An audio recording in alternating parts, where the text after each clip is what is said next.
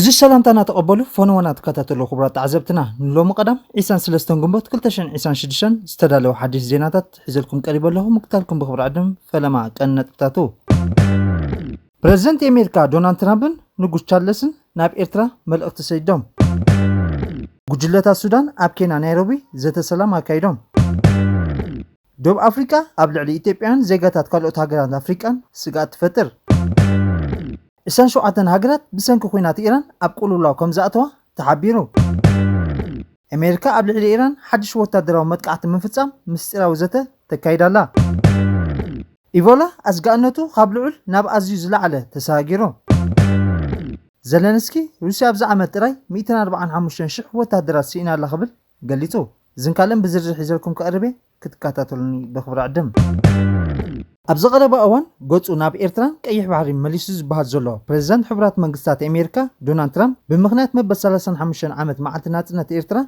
نهزب منقست نتهاجر ناينكو حقوسكم ملقتي سديدو خبل شاباي تافليتو البريزنت عملقتو نعيال منفسن صنعتن حزب إيرترا كمون ات حزبي نهاجراونتن لولاونتن زلو توفاينت كم زخبرن كبزدنقن قاليص يبل اتا اب شابايت مربب حبيتا اغلغلو زينا إيرترا استزرجح صحف بتوسخ ترامب مستعب زحلف عمدنا بريزيدنت إيساس زلاخو ملقتي بسان سمعت نمعبالن حبراوي سلامن زوباقنا أفريكان كيح بحرن حابير كان مسرحن نقلميت مسقومن وانا قداي مخانو امنتو خمزلو كم زقلت تحبريتا ملكت دونالد ترامب بسلاسة حملة 2025 واشنطن مساس مرا مكبار زلو هانات الزمدنا داقماي كمسرت من محدارو قرر مخانو قال يتصخبل مينيستر زينا يمانا قبر مسكل عبيرو من بارو يذكر ابتناي شعو ملقتي اتي ابوان كنعنا مكبار نستمسد زمدنا عملاك ان افريكا قيح بحرن زلو ناي سلامن بلصقنان عدلات زمحايشو كم زبلون اتو يمانا تقيسو نيرو ابز قربا واحد دما كلتين هاجرات فنتتيلن صنح دبلوماسيا زمدنان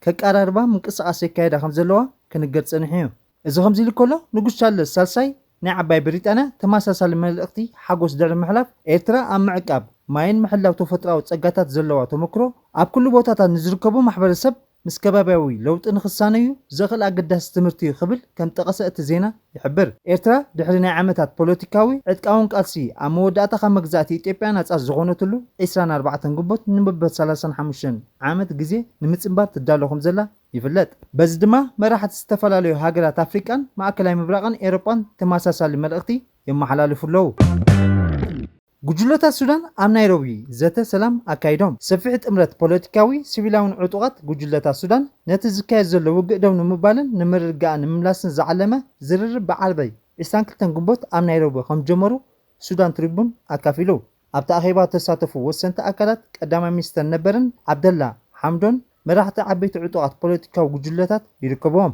زتا ابهلو قجت بوليتيكاو هنتات قرم حجي استفر محاجش هاجراو قرصي نمهنا زعلمه اواج متكلات نمتنكارن زحجز منقدتا زتكوريو تساتفتنه تقجت دون مبال اب كند وتادراو سقومت الموساد اب كل موديو بوليتيكا مفتح نمصح وود هاجراو صعري كجبر صويعم تزرب امونغو عطوقات حالتا السودان حالتا قطف دغفن زكاي زلوق اب زقط زلو اوان زتخايد خوينو كينات نمقراص نبار سلام نمصان زعلمه مخانو يقلط دوب أفريكا أبلع لي إثيوبيان زيغاتاتن كالوت هاجرات أفريكان سقات فتر دوب أفريكا أبدربان دحز زقاتما أبلع السدتنياتات زناتصر عمت زيغاتات إثيوبيا زركبهم أستات 400 وصاتنياتات كابتو بوتا 5 وصه معكنا زينا دوتشي ويله حبيرو እቲ ኣብ ደቡብ ኣፍሪካ ዝርከብ ዘሎ ምንቅስቓስ ጸረ ወጻእተኛታት ዓሌታዊ መጥቃዕትን ዝፈጥሮ ስጋት ኢትዮጵያን ሓዊሱ ዜጋታት ዝተፈላለዩ ሃገራት ኣፍሪካ ህይወቶም ክጠፍእ ይገብር ከም ዘሎ እቲ ምንጭ ወሲኹ ገሊጹ ኣጃንስ ፕረስ ብግዲኡ እቲ ካብ ዲሞክራሲያዊት ሪፐብሊክ ኮንጎ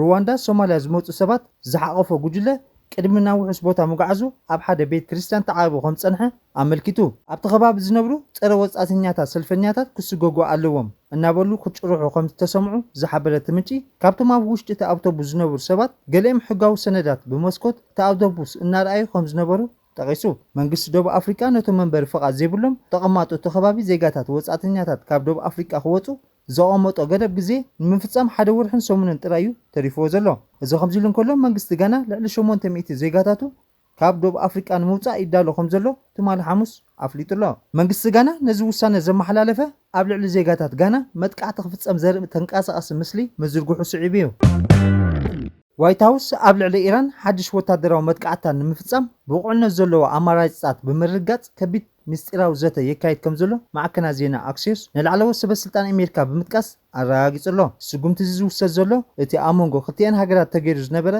ግዝያዊ ምቁራጽ ተኹሲ ኣብ ሓደጋ ድሕሪ ምውዳቑ ርክባት ዲፕሎማሲ ክሰናኸል ድሕሪ ምጅማር እዩ። ፕሬዚደንት ኣሜሪካ ዶናልድ ትራምፕ ናብ ኒው ጀርሲ ክገብሮ ዝነበሮ ናይ ቀዳመ ሰንበት ጉዕዞ ብምስራዝ ኣብ ዋይት ሃውስ ተመሊሱ ኣሎ። ምስራዝ ናይቲ ጉዕዞ ህፁፅ ናይ ዋይት ሃውስ ኣኼባን ውሳነታትን እዩ። ኣብቲ ስትራቴጂካዊ ኣኼባ ምክትል ፕሬዚደንት ጄዲ ቫንስን ጸሓፊ ምክትል ፔት ሄግስንን ከምኡ ዳይሬክተር CIA ጆን ራትክሊፍን ተረኺቦም ቀይሕ መስመር ኣሜሪካ ዋይት ሃውስ ኢራን መርትዖታት ኒውክሌር ክትውንን ከም ዘይተፍቅደላን ዝገለጸ ናይ ሰላም እማመ ከተቕርብ ከም ዘለዋን ኣጠንቂቑ ኣሎ። ገለ ሰበስልጣን ኣሜሪካን ኢራን ዓቕሚ ሚሳይላት ኒውክሌርን ንኸትዕቢ ሓያል ወታደራዊ መጥቃዕቲ ክውሰድ ይደፍኡ ኣለዉ።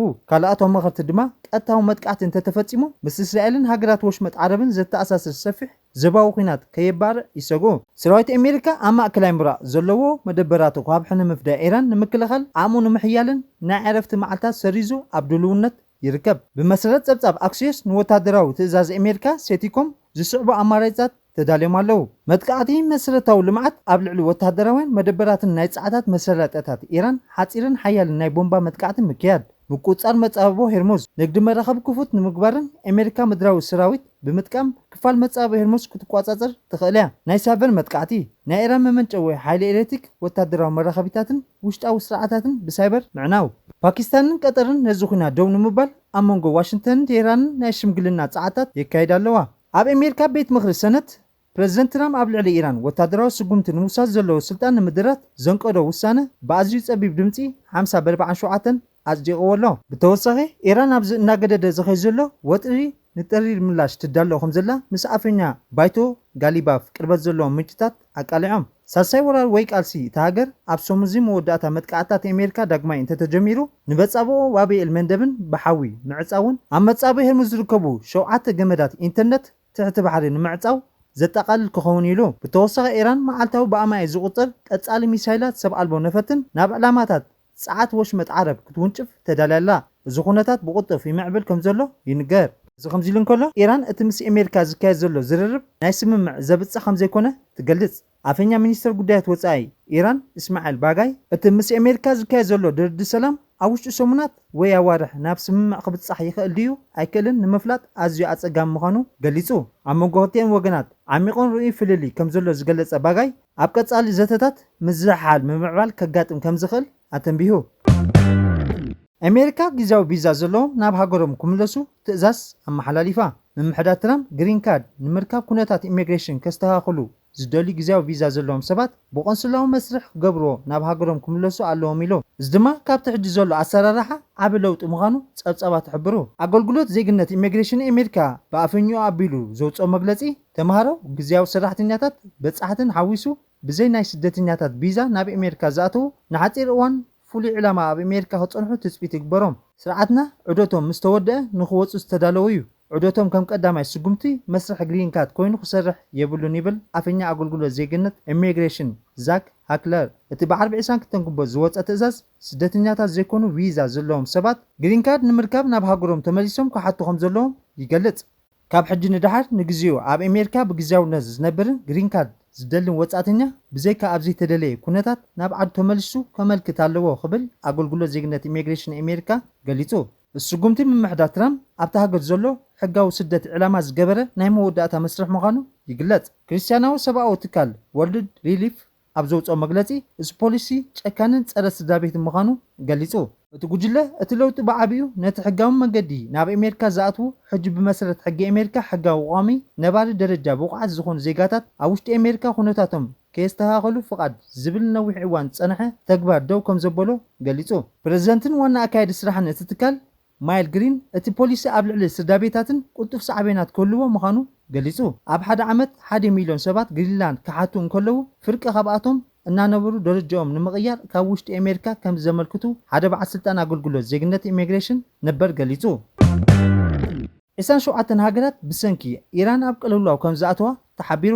ሰነድ ባንኪ ዓለም 27 ሃገራት ነቲ ኣጋጢሞም ዘሎ ቅልውላው ዝኸውን ገንዘብ ንምርካብ ኣብ መስርሕ ከም ዘለዋ ይሕበር። ኩናት ኢራን ካብ ጅምር ንድሓር 27 ሃገራት ካብ ፀንሐ መደባት ባንኪ ዓለም ምወላ ቅልጡፍ ክረኽባ ዝኽእላሉ ናይ ቅልውላው መሳርሒታት ንምትግባር ከም ዝተንቀሳቐሰ ሮይተርስ ዝረኸቦ ውሽጣዊ ሰነድ ይሕብር። እቲ ሰነድ ባንኪ ዓለም ስምተን ሃገራት ይኹን ጠቕላላ ተሓቲቱ ዘሎ መጠን ገንዘብ ኣይገለፀን። እቲ ሰነድ ከም ዘመልክቶ ግጭት ማእከላይ ምብራቅ ብ28 ለካቲት ካብ ዝጅምር ንድሓር 3 ሃገራት ሓደስቲ መሳርሒታት ከም ዘጽደቐን ተን ካልኦት ድማ ነቲ መስርሕ ኣብ ምዝዛም ከም ዘለዋ ይሕበር። ተን 27 ሃገራት ካብተን ኣብ እዋን ቅልውላው ክጥቀሙሉ ዝኽእሉ ገለ ዓይነት ኣቐዲሙ ዝተዳለወ መሳርሒ ሜላ ፋይናንስ ዝርከበን 101 ሃገራት ኮይነን 54 ሃገራት ድማ ካብ ዘይተዘርግሐ ፋይናንሳትን ክሳብ 10% ክጥቀማሉ ዝኽእለን ቁልጡፍ ምላሽ ኣማራፂ ዝፈረማ ሃገራትን።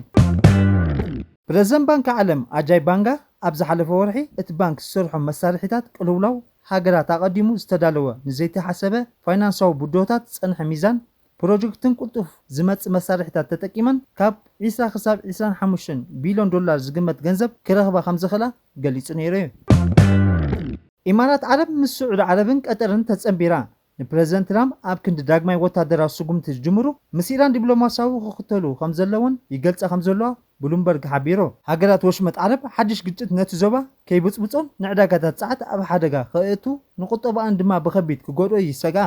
ሪያድ፣ አቡዳቢ፣ ደሓን ዋሽንተን ንቴህራን ክሳብ ክንደይ ፀቕጢ ከም ዘለዋ ክፈላለያ እንከለዋ ሰለስተን ኣብ ሓደ ዕላማ ዝተሰለፋ ይመስላ። ንሱ ድማ ኣብ ማእከላይ ምብራቅ ካልእ ዓቢ ኩናት ምውጋድ እዩ። ፕረዚደንት ዩክሬን ዘለንስኪ ሩስያ ኣብዚ ዓመት ማለት ኣብ 2026 ጥራይ 145,000 ወታደራት ከም ዝኸሰረት ካብዚኦም ኣስታት 86,000 ከም ዝሞቱ ገሊጹ። እቲ ፕረዚደንት ነዚ ዝገለጸ ምስ ሓላፊ ዕጡቕ ሓይሊ ኣሌክሳንደር ሲሪስኒ ድሕሪ ምዝራብ ሎሚ ኣብ ዝሃቦ ጋዜጣዊ መግለፂ እዩ። ብተወሳኺ ብውሕዱ 59,000 ወታደራት ብከቢድ ከም ዝቆሰሉን እቶም 800 ድማ ምሩቓት ምዃኖም ገሊጹ። ወታደራት ዩክሬን ኣንጻር ሩስያ ዘካይድዎ ወፍሪ ብምቕጻል ኣብ ወታደራት ጥራይ ዘይኮነስ ኣብ ልዕሊ መሳርሒታት እውን ከቢድ ክሳራ ከም ዘውረዱን ብፍላይ ምስ ሩስያ ዝዳወባ ዞባ ሱሚ ከቢድ ክሳራ ከም ዘውረደ ዘለንስኪ ገሊጹ። ኣብ ከባቢ ዶብ ሱሚ ሾቶና ሃሪምና ኣለና ዝበለ እቲ ፕረዚደንት ኩናት ካብ ዝጅምር ጀሚሩ ሰራዊት ሩስያ 1.35 ሚልዮን ክሳራ ከም ዘጋጠሞም ትማሊ ጥራይ 800 ከም ዝሞቱ ኣመልኪቱ። እዚ ከምዚ ኢሉ እንከሎ መርመራ ኣገልግሎት ቢቢሲ ሩስያ ቁፅሪ ናይቶም ኩናት ካብ ዝጅምር ዝሞቱ ወታደራት ሩስያ 217,000 ከም ዝበፅሐ ኣፍሊጡ። ብተዛማዲ ዜና ዘለንስኪ ሎሚ 700 ኪሎ ሜትር ናብ ሩስያ ኣትዮም ኣብ ሓደ መጻረይ ነዳዲ መጥቃዕቲ ከም ዝፈጸሙ ገሊጹ። ሕጂ ነቲ ኩናት ናብ ሩስያ ነምፅኦ ኣለና፣ እዚ ድማ ጉቢኡ ክብል ኣብ ትዊተር ገጹ ገሊጹ። ኣብዚ እዋን ኣብ ሪፓብሊክ ኮንጎ ዝረአ ዘሎ ለበዳ ኢቦላ ዘስዓቦ ሓደጋ ህዝባዊ ጥዕና ካብ ልዑል ናብ ኣዝዩ ልዑል ከም ዝበለ ውድብ ጥዕና ዓለም ኣዝጋእነቱ ገሊጹ። ዳይሬክተር ናይቲ ውድብ ጥዕና ዶክተር ቴድሮስ ኣድሓኖም ብዓርቢ ኣብ ዝሃቦ መግለፂ ኣብ ሰፊሕ ከባቢታት ኣፍሪቃ ብሓፈሻ ዘሎ ሓደጋ ልዑል እኳ እንተኾነ ብዓለም ደረጃ ግን ዛጊድ ትሑት ምዃኑ ገሊጹ ኣሎ። እቲ ዊቡዲምቦንግ ዝፍለጥ ፍሉይ ዓይነት ኢቦላ ዝተረጋገፀ ክታበት ዘይብሉ ኮይኑ ንሓደ ካብ 3 በቲ ሕማም ዝተለኽፈ ይቐትል። ክሳብ ሕጂ ኣብ ሪፓብሊክ ኮንጎ 177 ዝኾኑ ሰባት ሞይቶም ኣለዉ። 750 ድማ መልከፍቲ ሰባት ከም ዘሎ ይጥርጠር።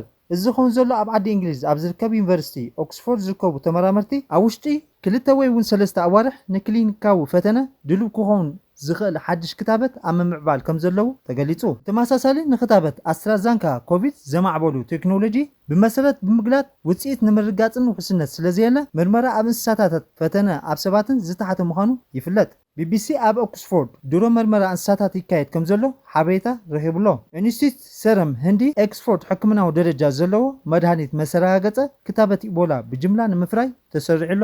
ካልእ ፍሉይ ክታበት ቡንዲዩንግ እውን ኣብ ምምዕባል ዝርከብ ኮይኑ ዘድሊ መጠን ዶዝ ንፈተነ ድሉው ንምግባር ግን ካብ 6 ክሳብ 9 ኣዋርሕ ክወስድ ከም ዝኽእል ይግመት።